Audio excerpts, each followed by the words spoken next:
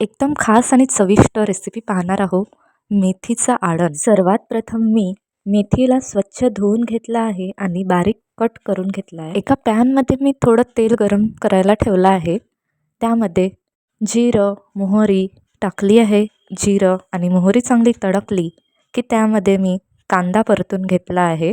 कांदा चांगला खमंग भाजला की बारीक चिरलेली मिरची, टमाटर आणि आलं लसणाची पेस्ट टाकून छान परतून घ्यायचं आहे. तोपर्यंत सगळं मिश्रण शिजत आहे तोपर्यंत मी एका वाटीमध्ये 1 चम्मच तांदळाचं पीठ आणि 2 चम्मच बेसन पाण्याने मिक्स करून घेतलं आहे.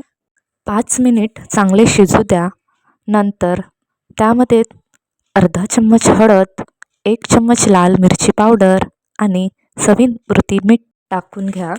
मसाले चांगले शिजले की त्यामध्ये बारीक चिरलेली मेथी टाकून छान मऊ होईपर्यंत शिजवून घ्या. मेथी शिजली की बेसन आणि तांदळाच्या पिठाचं पाणी टाकून घ्या आणि एक उकळी येऊ द्या. आता हे तयार आहे. गरम भाकरी किंवा पोळीसोबत सर्व करा.